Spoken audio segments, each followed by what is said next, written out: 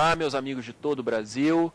Este é o programa Saber Direito. Meu nome é Marcelo Novelino, procurador federal, mestre em Direito Público e professor de Direito Constitucional. O tema do nosso curso desta semana são os direitos fundamentais. Durante toda a semana nós trabalhamos com alguns direitos fundamentais, como a inviolabilidade do direito à vida, o direito à privacidade, direitos ligados à liberdade e princípio da igualdade. Na nossa aula de hoje, nós vamos falar de um direito que não está relacionado aos direitos individuais diretamente, mas é um direito social, que é o direito à saúde. Mas antes, lembrando que o nosso e-mail é o e-mail saberdireito@stf.gov.br. Então, quaisquer dúvidas, sugestões e críticas, vocês podem enviar para o e-mail saberdireito@stf.gov.br. Muito bem, meus amigos, vamos então falar sobre o direito à saúde e, de uma forma geral, sobre os direitos sociais. Os direitos que nós vimos no decorrer do nosso curso eram direitos individuais, direitos chamados direitos de defesa, porque são direitos utilizados pelo indivíduo para se proteger em face do Estado. Com exceção da igualdade material, que está intimamente relacionada aos direitos sociais, os demais direitos que nós vimos são direitos de defesa, direitos que protegem o indivíduo em face do Estado, direitos que exigem muito mais uma abstenção estatal do que uma atuação propriamente dita. Ou seja, são direitos que têm um caráter negativo. Quando o direito exige não uma atuação, mas principalmente uma abstenção, eles são chamados de direitos com caráter negativo. Os direitos sociais, os direitos individuais que nós estudamos, são direitos que têm esta característica, direitos de defesa. Foram os primeiros direitos que surgiram nas primeiras constituições escritas. Estes direitos que nós havíamos estudado são direitos criados para proteger o indivíduo contra o arbítrio do Estado. Os direitos sociais, eles não são direitos de primeira geração, como aqueles que nós acabamos de estudar. Os direitos sociais já são direitos de segunda geração. São direitos que surgiram no momento posterior e que têm algumas características bem diferentes dos direitos que nós estudamos até agora. Os direitos sociais, econômicos e culturais são direitos de segunda geração porque eles surgiram no momento posterior aos direitos ligados à liberdade, que são os direitos de primeira geração. Os direitos de segunda geração, como os direitos sociais, eles estão intimamente ligados ao valor igualdade. Mas não é a igualdade formal, é a igualdade material. Os direitos sociais, econômicos e culturais são direitos que visam a redução das desigualdades existentes. São direitos criados para proteger os hipossuficientes, os mais fragilizados, para que eles tenham uma igualdade real de condições com os mais favorecidos. O fato dos direitos sociais terem um caráter positivo, ou seja, o fato deles exigirem não uma abstenção do Estado, mas, sobretudo, uma atuação através de prestações materiais, prestações jurídicas, faz com que este direito tenha uma carga de eficácia menor do que os direitos que nós acabamos de ver. Os direitos que nós vimos, vida, liberdade, igualdade em seu sentido formal principalmente, privacidade, são direitos que, se houver uma boa vontade política por parte dos governantes, eles podem ser implementados de forma razoavelmente fácil. Já os direitos sociais, não. Eles demandam mais do que simplesmente uma boa vontade política. Nós temos uma pergunta nas ruas relacionada exatamente a esta questão da efetividade. Vamos ver o que o povo quer saber. Meu nome é Wanda Martins, sou psicóloga e a pergunta é: por que alguns direitos sociais não atendem a sociedade como deveriam? Esta pergunta é uma pergunta que passa pela análise da própria natureza dos direitos sociais. Por que nós reclamamos tanto da inefetividade de alguns direitos sociais consagrados na Constituição? Por que é tão difícil para o Estado implementar determinados direitos sociais e conferir a eles uma certa efetividade? Quando eu digo direitos sociais, eu estou me referindo, além da saúde, que é o objeto da nossa aula de hoje, à educação, à segurança pública, à moradia, ao lazer, à previdência, assistência à maternidade, trabalho, que são aqueles artigos previstos lá no artigo 6º da nossa Constituição. Por que a dificuldade de se conferir efetividade a estes direitos? A resposta a esta pergunta passa exatamente pela análise da natureza dos direitos sociais. Os direitos individuais, eles têm um custo. É uma ilusão nós acharmos que direitos individuais não têm custo. Eles têm um custo. Por exemplo, a propriedade. Para que o Estado possa garantir a propriedade das pessoas, o Estado tem recursos que são destinados a isso. As eleições. Para que as eleições sejam realizadas, o Estado tem um custo. Para garantir o acesso à justiça, o Estado tem um custo. Mas é um custo que, digamos, é diluído entre todas as pessoas. A garantia à propriedade não é a garantia à propriedade apenas de uma determinada pessoa, é a garantia à propriedade de uma forma geral. Já os direitos sociais, eles muitas vezes são individualizáveis, e você tem cada pessoa com demandas diferentes de direitos sociais, o que às vezes torna difícil a implementação de determinados direitos. Sem contar que o custo, no caso dos direitos sociais, é um custo mais elevado do que quando se fala em direitos individuais. O problema do custo nos direitos sociais é maior do que nos direitos individuais. Então vamos analisar algumas questões, alguns aspectos relacionados exatamente à efetividade destes direitos. Por que os direitos sociais não têm aquela efetividade, muitas vezes, desejada? Qual é o problema envolvendo estes direitos?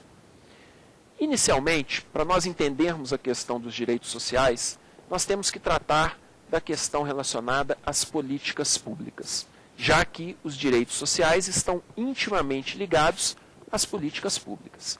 Qual é a prioridade? Saúde, educação, segurança, aonde o Estado deve atuar de uma forma mais forte, mais presente. Essas questões são questões relacionadas à política pública. A questão do orçamento, aonde o orçamento vai ser gasto, em que medida. Nós temos que ter em mente, quando estudamos os direitos sociais, sempre que os direitos sociais envolvem um custo. Todos os direitos sociais envolvem custos.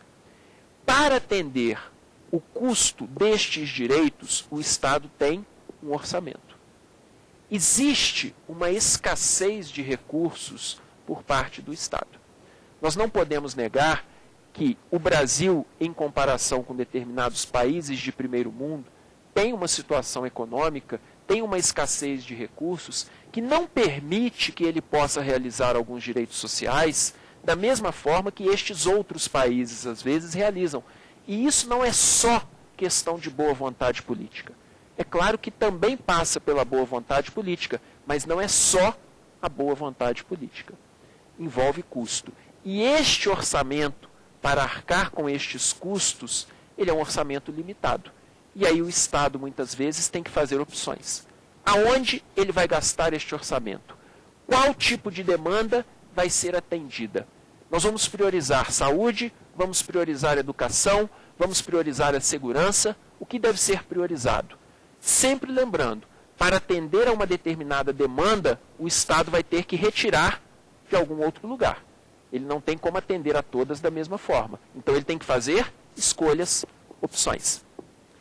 O Daniel Sarmento tem um texto muito interessante sobre os direitos sociais, e ele cita dois autores, que são o Guido Calabrese e o Philip Bobbitt, que falam nas chamadas escolhas trágicas. A expressão que eles utilizam é escolhas trágicas. Ou seja, quando o Estado vai atender a determinadas demandas sociais, ele muitas vezes tem que fazer estas escolhas trágicas.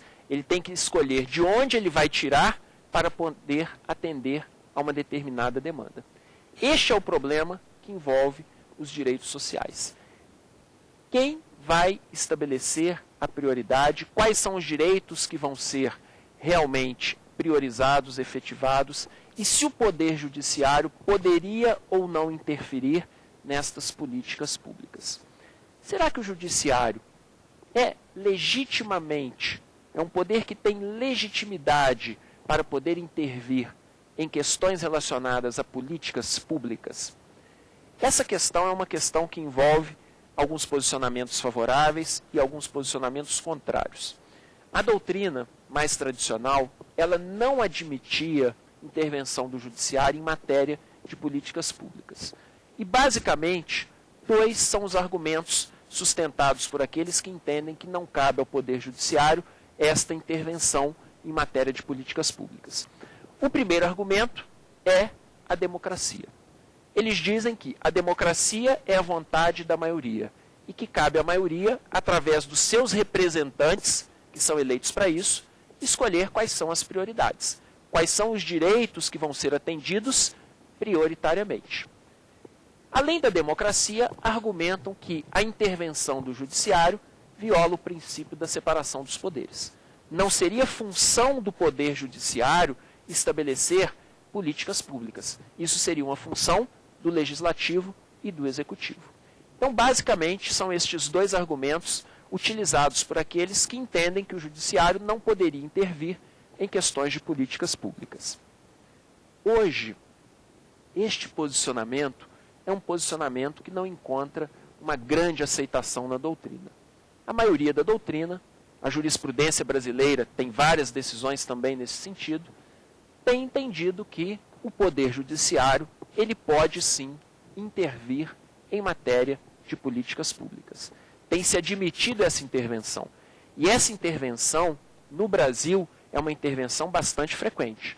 Se vocês observarem, nós temos várias decisões judiciais nos últimos anos no Brasil, obrigando, por exemplo, o Estado a fornecer medicamentos, obrigando o Estado a fornecer a internação de determinadas pessoas, ou seja, decisões relacionadas a questões de direitos sociais.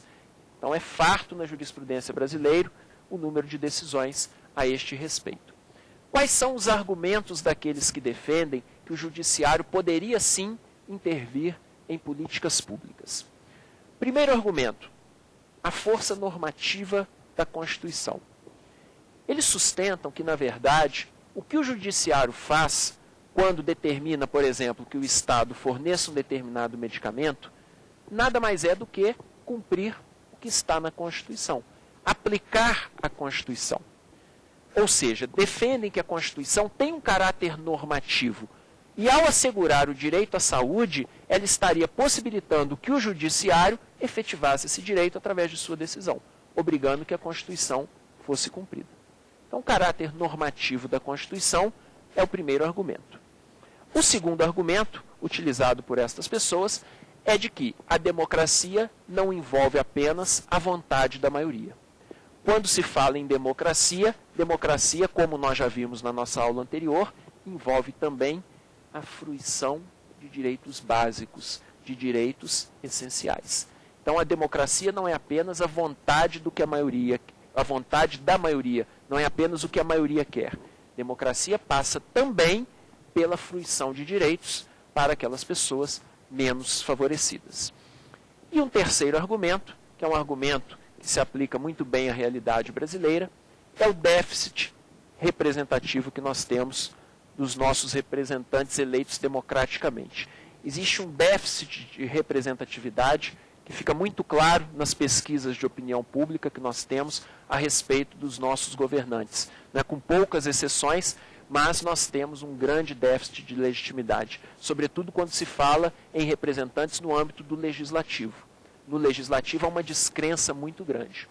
E aí surge aquela questão que foi mencionada pelo ministro Celso de Mello, quando da posse do ministro Gilmar Mendes como presidente do Supremo, sobre as críticas que estavam sendo feitas ao ativismo judicial no Supremo Tribunal Federal. O ministro Celso de Mello, em seu discurso, disse: quando você tem poderes públicos omissos, poderes públicos fracos, que não cumprem o que a Constituição determina, o Poder Judiciário tem que atuar com maior força. O ativismo judicial, nesses casos, muitas vezes é necessário, para que essa omissão, para que esse retardamento indevido da Constituição não continue.